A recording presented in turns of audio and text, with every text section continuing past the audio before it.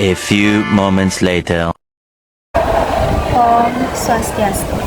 Hai semuanya, perkenalkan nama saya Made Pramita Diardiantini, nomor absen 24 dari kelas 12 IPA 5. Berbicara tentang agama, setiap agama memiliki kitab suci yang digunakan sebagai landasan dalam bertingkah laku dan juga tata aturan dalam kehidupan sehari-hari. Oleh karena itu, kita dalam agama Hindu memiliki kitab suci yaitu Weda. Dan pada kesempatan kali ini, saya akan menjelaskan materi yang terdapat di bab pertama, yaitu Weda sebagai sumber hukum Hindu. Terdapat dua subbahasan yang akan saya bahas pada kesempatan kali ini. Yang pertama akan saya mulai yaitu perkembangan hukum Hindu. Hukum Hindu adalah sebuah tata aturan yang membahas aspek kehidupan manusia secara menyeluruh yang menyangkut tata keagamaan, mengatur hak dan kewajiban manusia, baik secara individu maupun sebagai makhluk sosial, dan aturan manusia sebagai warga negara atau tata negara. Hukum Hindu juga berarti perundang-undangan yang merupakan bagian terpenting dalam kehidupan beragama dan juga bermasyarakat. Ada kode etik yang harus dihayati dan diamalkan sehingga menjadi kebiasaan-kebiasaan yang hidup dalam masyarakat. Dengan demikian, pemerintah dapat mempergunakan hukum ini untuk mengatur tata pemerintahan dan juga pengadilan.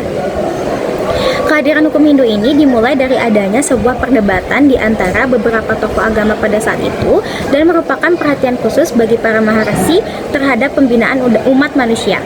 Dan adapun beberapa nama-nama para maharshi yang sebagai penulis hukum Hindu diantaranya adalah Gautama, Baudayana, Sankalitika, Wisnu, Apastamba, Harita, Wikana, Paitinasi, Usanama, Kasyapa, Beraspati, dan Manu.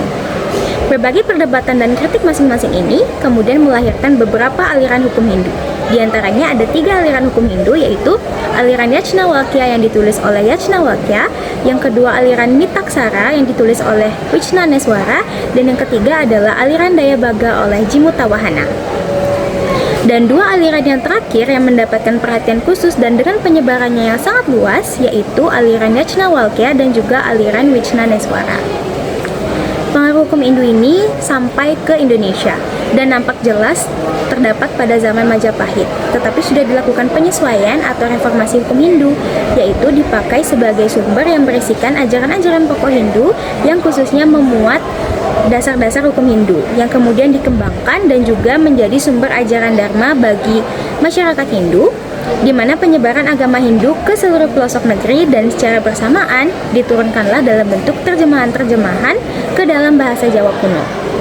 Adapun aliran yang mempengaruhi hukum Hindu di Indonesia ada 2, yaitu Mitaksara dan juga Dayabaga. Hukum sebagai peraturan hidup berfungsi untuk membatasi kepentingan dari setiap pendukung hukum atau subjek hukum dan menjamin kepentingan dan hak mereka masing-masing, serta menciptakan pertalian-pertalian guna mempererat hubungan antar mereka dan menentukan arah bagi terciptanya kerjasama.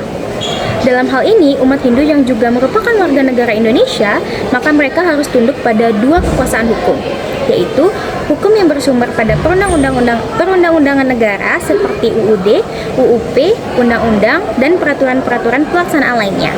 Dan yang kedua yaitu hukum yang bersumber pada kitab suci sesuai dan menurut agamanya. Nah, kemudian mengapa hukum Hindu itu penting untuk dipelajari? Yang pertama, hukum Hindu merupakan bagian dari hukum positif yang berlaku bagi masyarakat Hindu di Indonesia yang berdasarkan Pancasila dan Undang-Undang Dasar 1945, khususnya pada pasal 29 ayat 1 dan 2, serta pasal 2 Aturan Peralihan Undang-Undang Dasar 1945. Yang kedua adalah untuk memahami bahwa berlakunya hukum Hindu di Indonesia dibatasi oleh falsafah negara Pancasila dan ketentuan-ketentuan dalam Undang-Undang Dasar 1945. Yang ketiga, untuk dapat mengetahui persamaan dan perbedaan antara hukum adat di Bali dengan hukum agama Hindu atau hukum Hindu. Dan yang keempat, untuk dapat membedakan antara adat murni dengan adat yang bersumber pada ajaran-ajaran agama Hindu. Di Indonesia, kita mewarisi berbagai macam frontal dengan berbagai sebutan, seperti Usana, Gajah Mada, Sarasa Muscaya, Kutara Manawa, Agama, Adigama, Purwadigama, Kertapati, dan juga Kertasima. Dan di antara berbagai macam-macam frontal itu, yang memuat tentang sasana diantaranya adalah Raja Sasana, Siwa Sasana, Putra Sasana, Resi Sasana, dan yang lainnya. Semuanya itu adalah gubahan yang sebagiannya bersifat penyalinan dan sebagiannya lagi bersifat pengembangan. Muncul dan tumbuhnya aliran-aliran hukum Hindu ini adalah merupakan fenomena sejarah perkembangan hukum Hindu yang semakin luas dan berkembang. Selanjutnya akan saya jelaskan subbab materi yang kedua, yaitu mengenai hubungan hukum Hindu dengan budaya, adat istiadat, dan kearifan daerah setempat. Pada gejala yang terjadi di Bali, yakni keterkaitan agama dengan adat, adalah bukti adanya pertautan agama dengan salah satu aspek kehidupan manusia.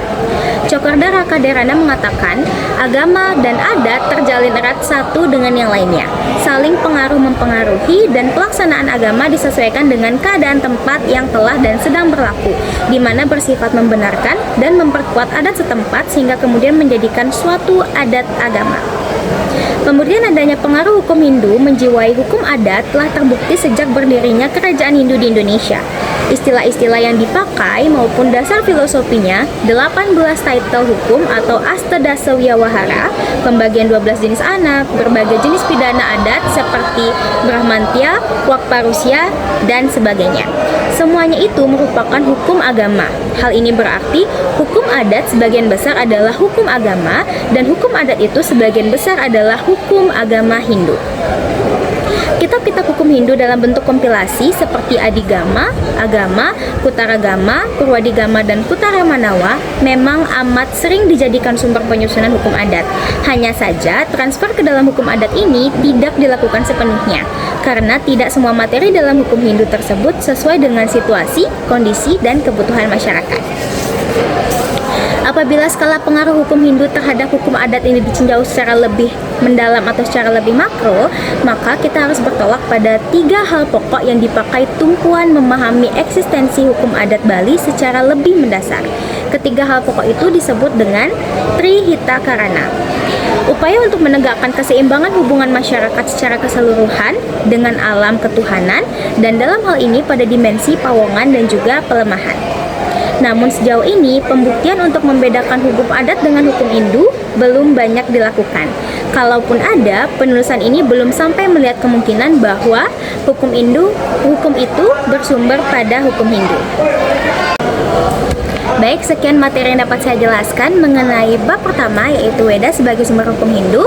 Mohon maaf apabila ada kesalahan kata, dan saya tutup dengan Paramasanti. Om Santi Santi Santi Om.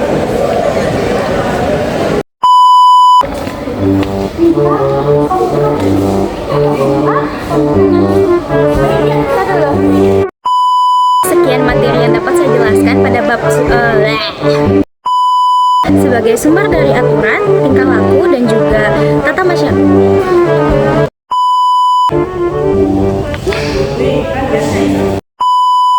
Oleh karena itu dan kewajiban manusia baik